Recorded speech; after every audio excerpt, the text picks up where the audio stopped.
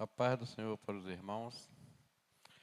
Quero, em primeiro lugar, engrandecer o nome do Senhor, louvar e bendizer esse Deus que é tão maravilhoso, agradecendo sempre a Ele por mais um dia que Ele tem acrescentado às nossas vidas, agradecê-lo porque até aqui Ele tem nos sustentado, Ele tem cuidado de nós de uma forma muito especial, tem suprido todas as nossas necessidades, visto que o momento em que nós não estamos passando não é muito favorável, mas mesmo assim, diante de tantos problemas, nós vemos a grandeza de Deus, o amor de Deus, o cuidado tão especial que Deus tem cuidado de nós. Então são tantas razões para nós agradecermos que com palavras nós não temos dimensão para poder, através de palavras, engrandecer esse Deus que tanto tem feito em nossos benefícios. Então, quero, em nome de Jesus, desejar a todos aqueles que estão nos ouvindo, aqueles que verão a ver esse vídeo, que a graça e a paz do nosso Senhor esteja sobre cada um, suprindo todas as suas necessidades, abençoando, livrando de todos os maus, que esses momentos difíceis nós podemos buscar em Deus uma fé para que esses dias maus venham a passar e nos mantermos de pé para a glória de Deus. Eu quero, irmão, compartilhar com os irmãos um texto que é muito conhecido, mas que nos ensina muito. Essa parábola do filho pródigo. Eu quero ler em Lucas capítulo 15, do 11 ao 23. Ao estudar esse texto, eu aprendi muita coisa a respeito dessa parábola. Era uma forma de Jesus transmitir uma mensagem para os seus discípulos de uma forma tão linda que a gente, ao estudar, a gente tem muito o que aprender através dessa parábola. Lucas capítulo 15, a partir do verso 11, diz assim: continuou, certo homem tinha 2 filhos.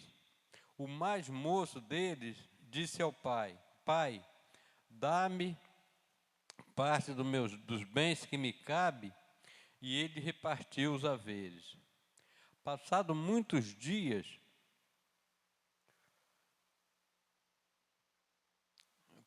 não muitos dias, o filho mais moço, ajuntando tudo que era seu, partiu para uma terra distante. E lá dissipou todos os seus bens, vivendo dissolutamente. Depois de ter consumido tudo, sobreveio àquele país uma grande fome, e ele começou a padecer necessidade. Então ele foi e se agregou-se a um dos cidadãos daquela terra, e este o mandou para os seus campos a guardar porcos. Ali desejava ele fartar-se das alfarrobas que os porcos comiam, mas ninguém lhe dava nada. Então, caindo em si, disse: Quantos trabalhadores do meu pai têm pão com fartura, e eu aqui morro de fome? Levantar-me-ei e irei ter com meu pai, e lhe direi: Pai, pequei contra o céu e diante de ti. Já não sou digno de ser chamado teu filho. Trata-me como um dos teus trabalhadores. Levantando-se, foi para seu pai. Vinha ele ainda longe, quando seu pai o avistou, e compadecido dele, correndo, o abraçou e o beijou. E o filho disse: Pai, pequei contra o céu e diante de ti. Já não sou digno de ser chamado teu filho. O pai, porém, disse aos seus servos: Trazei-o depressa a melhor roupa, vesti-o e põe-lhe um anel no dedo e sandália nos pés. Trazei também e matai o novilho cevado. comamos e regozijamo-nos. Porque este meu filho estava morto e reviveu, estava perdido e foi achado. E começaram a regozijar-se. Ora, o filho mais velho estava no campo e quando voltava, ao aproximar-se da casa, ouviu as músicas e danças. Então, irmãos, Jesus, ao proferir essa parábola aos seus discípulos, se comparando a um pai que tinha 2 filhos, sendo um mais moço, pediu sua herança, mesmo que antes do tempo, e foi para um lugar no meio de pessoas estranhas, uma terra a qual ele não conhecia. Enquanto ele tinha os seus haveres, os seus bens, ele tinha uma vida razoável. Ao perder tudo, ele se viu numa situação a ponto de ser empregado para tratar de porcos. Nós vemos na cultura judaica, porco era um animal imundo e judeu não tinha nenhum contato com coisas imundas, ao ponto que chegou esse jovem, ao tomar uma decisão errada, se distanciar dos seus familiares, do seu convívio social, ir para uma terra onde não conhecia ninguém, enquanto ele estava com recursos que poderia se manter, gastava tudo sem pensar que o amanhã poderia ser de uma forma diferente. Então, ao sentir em uma situação muito desconfortável, ele foi obrigado a ser empregado para tratar de porcos. Mas fazendo essa comparação do pai do filho pródigo com Deus, nós vemos o amor de um pai para com o filho e um amor de Deus para também conosco. Então, nessa parábola, no verso 20, quando ele fala, levantando, foi para seu pai. Vindo ele ainda longe, quando seu pai o avistou, compadecido dele, correndo, o abraçou e o beijou. O abraço e o beijo significa perdão. Esse seu filho, mesmo tomando uma atitude contrária à de seu pai, pecando contra o seu pai, mas o seu pai, ao dar aquele beijo e aquele abraço, estava ali liberando perdão para com o seu filho. Já no verso 22, que diz: o pai, porém, disse a seus servos: trazei depressa a melhor roupa, vestiu e põe-lhe um anel no dedo e sandália nos pés. Nós podemos entender dessa forma que o anel, ele já teve uma nova posição, suas vestes, ele teve uma nova condição, calçado, um novo andar, e o banquete, novas companhias. Nós vemos nessa parábola uma lição que nós aprendemos, que mesmo nós somos errantes, nós temos um pai bondoso, um pai que trabalha ao nosso favor, um pai que está pronto a perdoar, nos abraçando, nos beijando, nos dando nova posição, nos colocando em nova condição, fazendo que nós temos novo andar e novas companhias.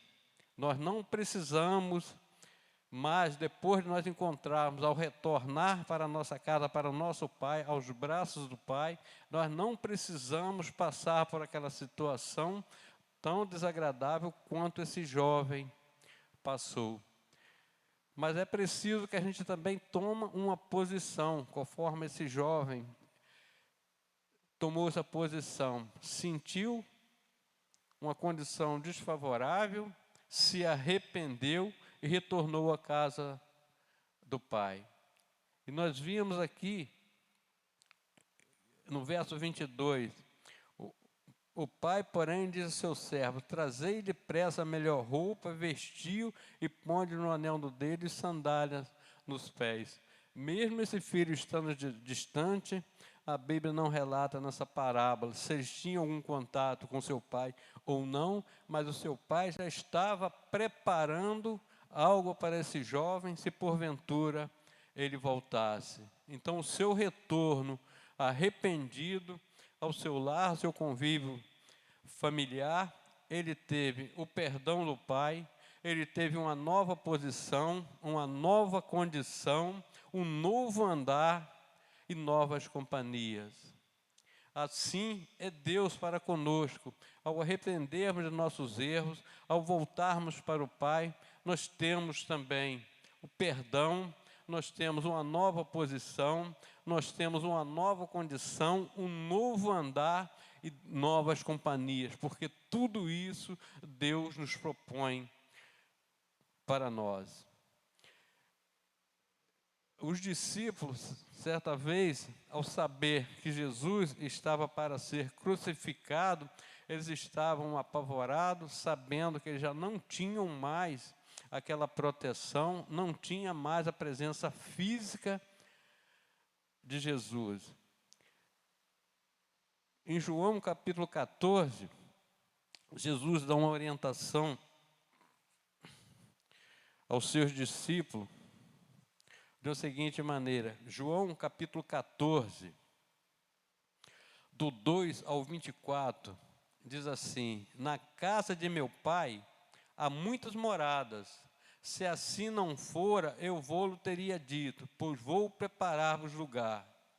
E quando eu for e vos preparar lugar, voltarei e vos receberei para mim mesmo, para que onde eu estou, estejais vós também. E vós sabeis o caminho para onde eu vou. Disse-lhe Tomé: Senhor, não sabemos para onde vai, como saber o caminho? Respondeu-lhe Jesus: eu sou o caminho e a verdade e a vida. Ninguém vem ao Pai senão por mim. Se vós tivéssemos conhecido, conhecereis também a meu Pai. Desde agora o conheceis e o tendes visto. Replicou-lhe Felipe: Senhor, mostra-nos o Pai, e isso nos basta. Disse Jesus: Felipe, há tanto tempo estou convosco, e não me tens conhecido? Quem me vê a mim, vê o Pai. Como dizes tu, mostra-nos o Pai? Não crede que eu estou no Pai, e o Pai está em mim? As palavras que eu vos digo, não as digo por mim mesmo, mas o Pai que permanece em mim, faz as suas obras. Crede-me que estou no Pai, e o Pai em mim. Crede ao menos por causa das mesmas obras. E em verdade vos digo, que aquele que crê em mim fará também as obras que eu faço, e as outras maiores fará, porque eu vou junto ao Pai. E tudo quando pedires em meu nome, isto farei, a fim de que o Pai seja glorificado no Filho. Se me pedires alguma coisa em meu nome, eu o farei. Se me amais, guardarei os meus mandamentos. E eu rogarei ao Pai, e Ele vos dará outro Consolador, a fim de que estejais para sempre convosco. E o Espírito da verdade, que o mundo não pode receber, porque não o vê, nem o conhece. Vós o conheceis, porque Ele habita convosco e estará em vós. Não vos deixarei órfão, voltarei para vós outros. Ainda um pouco, e o mundo não me verás mais.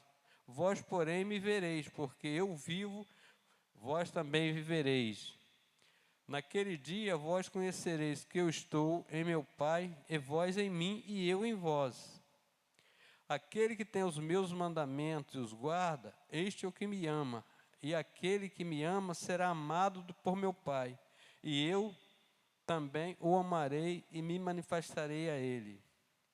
Disse-lhe Judas, não Iscariote: de onde procede, Senhor, que estás para manifestar-se a nós, não ao mundo?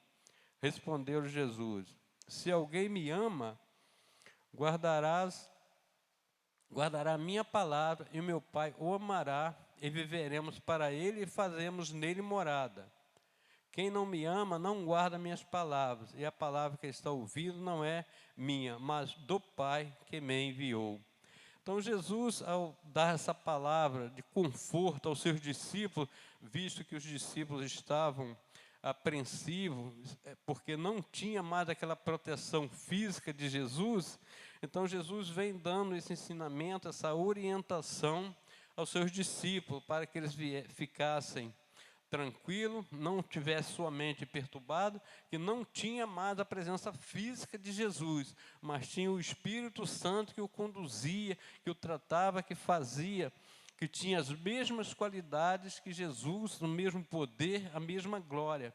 E quando se fala outro Consolador, está dizendo que é outra pessoa com as mesmas qualidades, os mesmos poderes, que nada se diferia daquele Jesus, daquele físico, que até então eles tinham essa confiança, eles tinham em quem buscar proteção. Então Jesus veio orientando que essa ausência dele fisicamente era substituída pelo Espírito Santo, que tinha as mesmas qualidades, os mesmos poderes, os mesmos tributos de Jesus. Então nós vemos aqui no capítulo 2, no verso 2 do capítulo 14 da Epístola de João, que fala: na casa de meu pai há muitas moradas, se assim não fora, eu vos teria dito, pois vou preparar lugar. Então a casa de Deus preparada para nós, o trabalho de Deus, versículo 10, não crede que eu estou no Pai e que o Pai está em mim? As palavras que eu vos digo, não as digo por mim, mas o Pai que permanece em mim faz as suas obras. Essa obra de Deus através de Jesus Cristo, até então, e prosseguindo através do Espírito Santo, é um trabalho de Deus em nosso favor.